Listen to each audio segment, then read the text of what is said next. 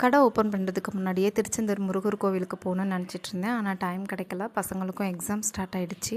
ஒரு வழியாக எக்ஸாம் முடிஞ்ச உடனே நாங்கள் கிளம்பிட்டோம். சாட்டர்டே ஈவினிங் வந்து திருச்செந்தூருக்கு கிளம்பிட்டோம். திருநெல்வேலியிலேருந்து அடிக்கடி லோக்கல் ட்ரெயின் உண்டு திருச்செந்தூருக்கு. டிக்கெட் வந்து பார்த்திங்கன்னா 20 ரூபா தான். ஈஸியாக இருக்கும் நம்மளுக்கு வர்றதுக்கும். ஸ்டேஷன்லேருந்து நம்ம நடந்தே கோவிலுக்கு போயிடலாம். நாங்கள் அப்படி தான் நடந்து தான் வந்தோம். பக்கத்தில் தான் இருக்கோம்.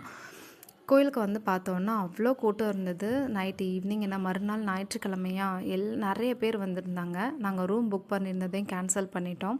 சீக்கிரமாகவே காலைல எழுந்துச்சி கிளம்பலான்னு சொல்லிவிட்டு கேன்சல் பண்ணிவிட்டு கடற்கரையிலேயே வந்து ஸ்டே பண்ணியாச்சு. சும்மா உட்காந்துட்டு காற்று வாங்கிட்டு அப்படியே பொழுத கழிச்சாச்சு.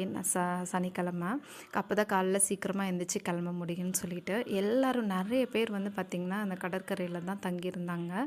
காலையிலே எல்லாருமே எழுந்திரிச்சி 2 மணிக்கு எழுந்துச்சி கிளம்ப ஆரம்பிச்சிட்டாங்க. இதுக்கப்புறம் என்ன நடந்ததுங்களா நெக்ஸ்ட் வீடியோவில் சொல்கிறேன். பாய்.